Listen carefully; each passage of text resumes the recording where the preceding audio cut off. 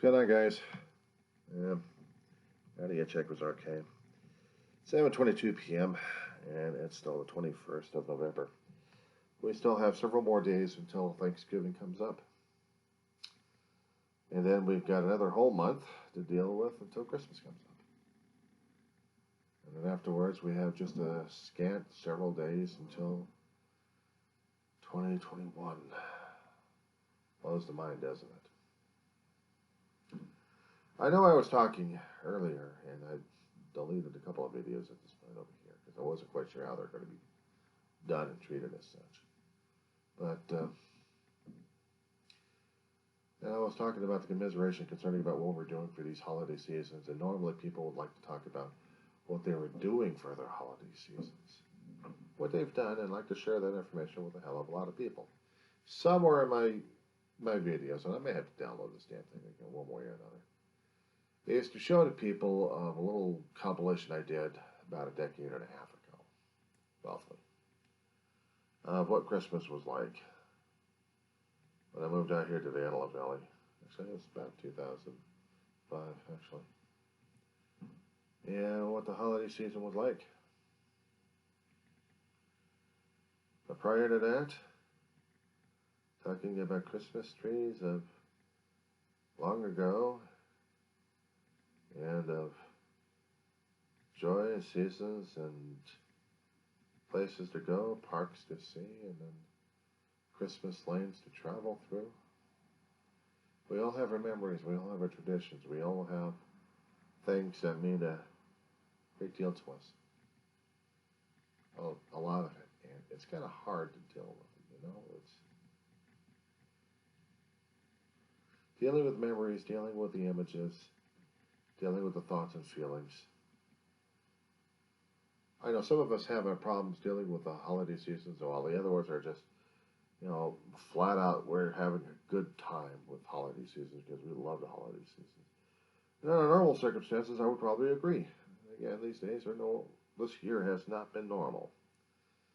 We have our own behaviors, thought patterns, speech patterns, our own traditions, our own places to go to, everything been challenged to the great max. And even some things that we loved for daily for decades, gone forever. And there's been a hell of a lot of anger, a hell of a lot of animosity.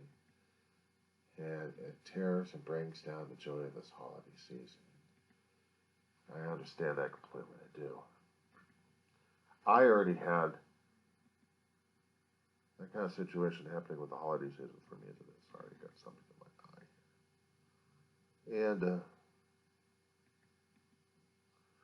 you lose family, you lose friends, you lose a lot of things that mean a damn to you, and it's kind of hard. It is kind of hard to cope with it because it puts you in the depressional state and then everyone's going crazy. Now, I'm talking about real life, okay? I'm not talking about Charlie Brown fictional stuff that we hope for and watch like crazy, and they're a treasure. Believe me, they are a treasure to behold. We grew up under that stuff. I know I did. Watching too many Zinger commercials. Watching Charlie Brown eating those damn Zingers made me hungry for them. I like the strawberry and I like the chocolate ones. And I had to have my Zingers. Because Charlie Brown told me to. Every time it was a Charlie Brown video, it was always Zingers. Well, I can't get Zingers. I don't even know where the hell to find any Zingers. But they'd be nice, delicious cakes, wouldn't they? Holiday traditions. Holiday traditions. That's like Rice Krispies looking bright and colorful in there, with red and green Krispies in there. You gotta love food coloring sometimes, or even when you happen to see different reds or greens that you've already put in your Rice Krispies to make them a holiday festive treat. And some occasions, my brother and I would experiment on some of those. Yeah, if we actually had M&Ms put into there and they're kind of frozen up a bit or solidified, then they would have been pretty decent. Red and green, so they'd make it a holiday season situation right there. Rice Krispie treats, fudge, divinity.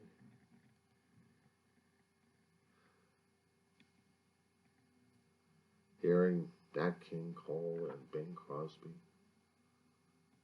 They get older.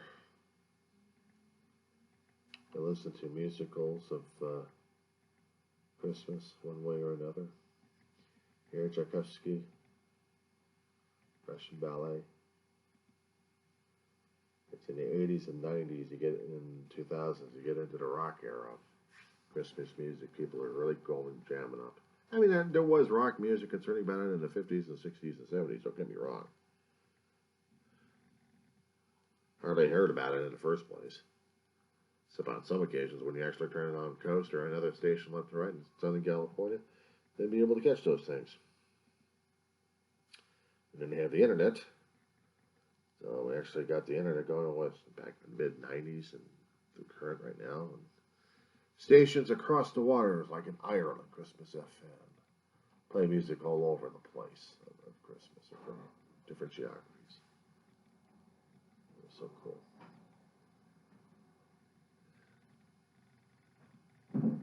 Neighbors. Apartment living gets to you sometimes, I'll tell you. And the Mannheim Steamroller from the 80s, the current, Chip Davis. Thanks, Chip. Thanks, Chip, for the memories, and thanks, Chip, for the music. You and your crews, all throughout the decades. Because listening to that kind of music kind of puts me into different modes of holiday feeling sometimes. One particular piece of music that got played over and over again when I was working at a retail store was sounding like a damn toboggan. Somebody's going down a ski slope and I'm hearing it. Not in the sound of skis, in the sound of music. I never was able to find that piece of music from Mannheim, if it actually was. I was told it was, but I never could find it. Well, when I start hearing about Silent Night or Carol of the Bells or Celebration, or We Three Kings,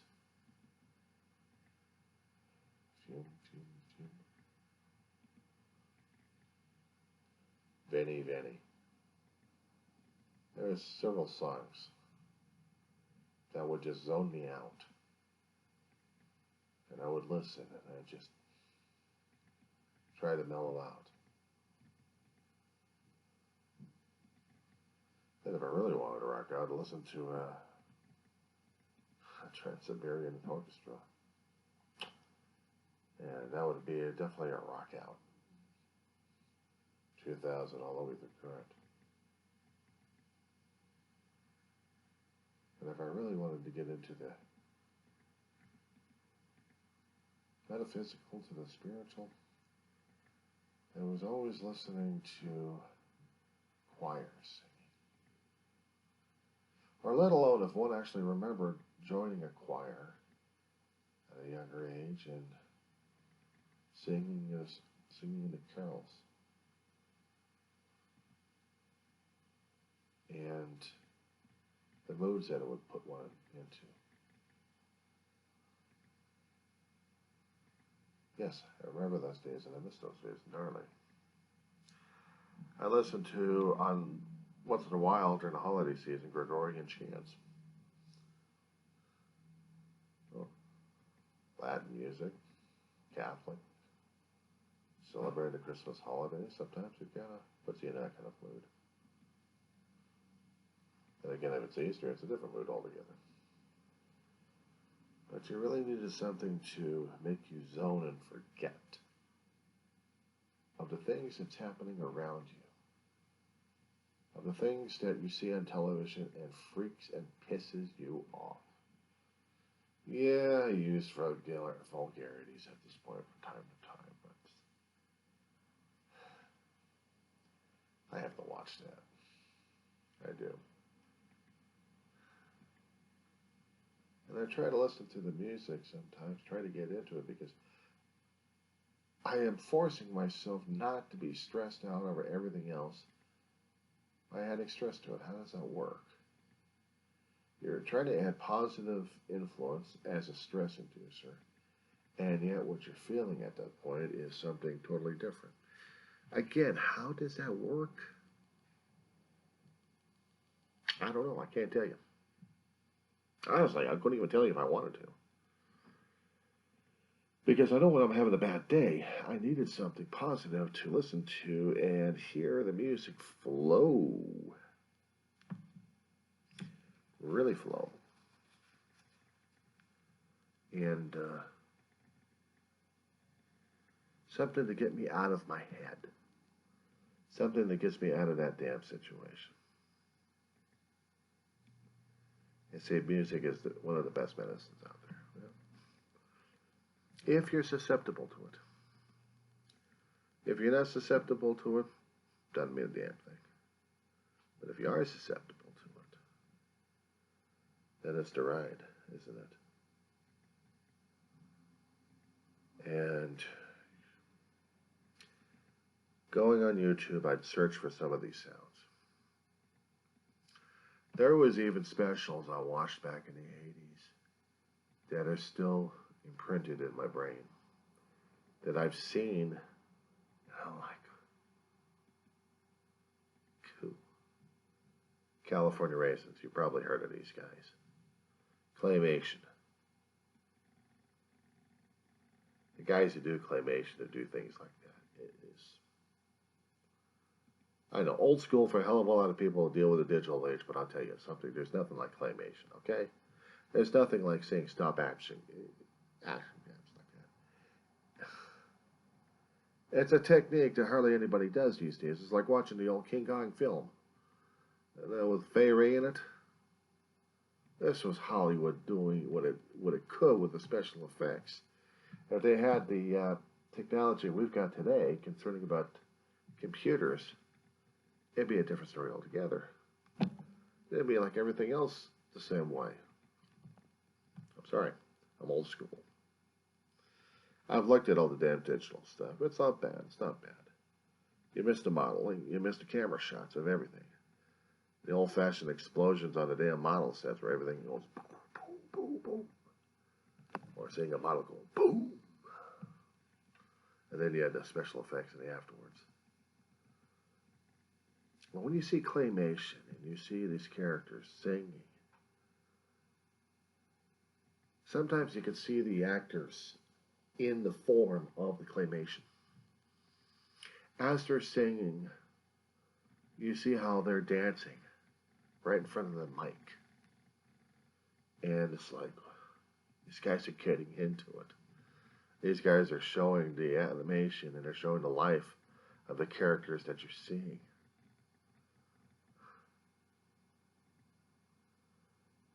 And even when you're seeing some of the older cartoons or the older children's shows of the claymation, as dopey and goofy as they look to our current generation and the younger generation, the older generation kind of sat back and smiled at some of it because they remembered it all. You want to talk about your vintage Christmas memories?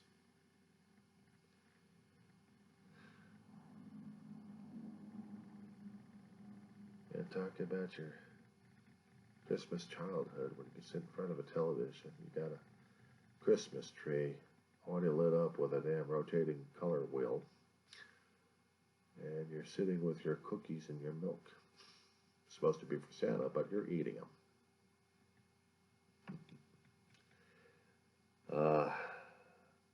I don't think mine had a fit. I did try to send the damn things out, hoping to catch Santa's stomach. I don't know, maybe I think I got my brother's stomach. Not mine. Young kid, I slept through those damn things. I was supposed to. Into bed by 8. out of the bed by 5 o'clock in the morning. And then saying the stuff on there, I'm like, ah! You got a hell of a lot older, and then you knew a little bit more. But you get older, and then you get stuck doing the Christmas tree for infinitum. Didn't matter what kind of tree you're going to get, you get stuck doing it. Why? Because it's your tree now. My brother's putting his hand on my shoulder and saying, thank you, John.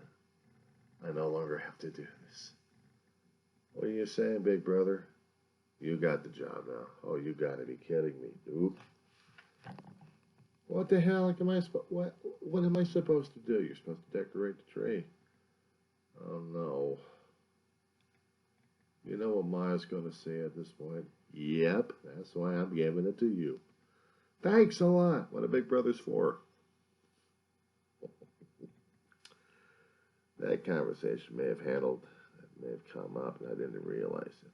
Growing up as a teenager, or getting into the teenage mode, I had a hell of a lot of responsibilities, which means during Christmas time, you dig out all the damn boxes, you dig out all the ornaments, and you had to be careful, extra careful with every one of them. Fragile.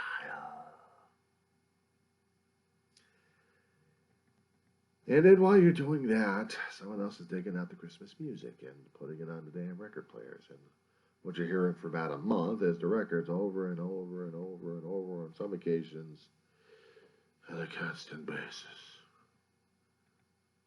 You're screaming in your head, bang, shut up already. Somebody put a muzzle on him. Oh. Do I have to do the tree? I'm looking at a big white monster from hell, a 6-footer, growing up as a kid to a teenager to an adult.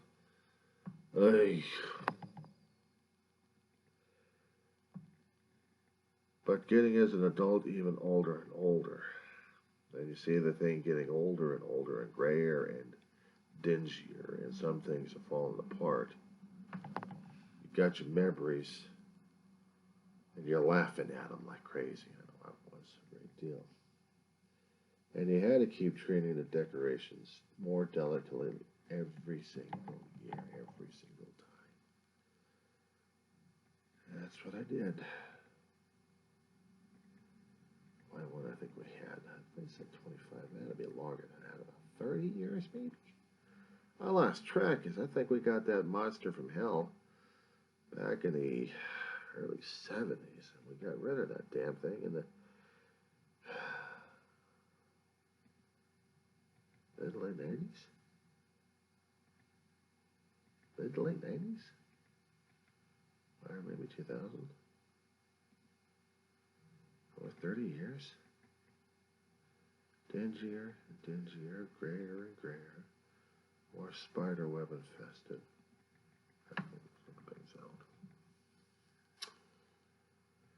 And every year, Ma was more and more of a critic concerning about the damn tree. Makes you appreciate that kind of a tree anyway. But when you live in an apartment, you don't have storage. And if you don't have extra storage outside, paying for extra storage sucks. So you have to keep what you can in different rooms. So, small trees.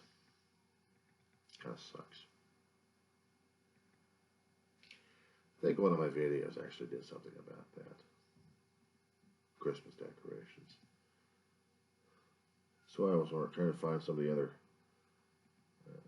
pictures I have concerning about the holiday seasons, even ones I keep copying from Facebook every so often for my own personal use.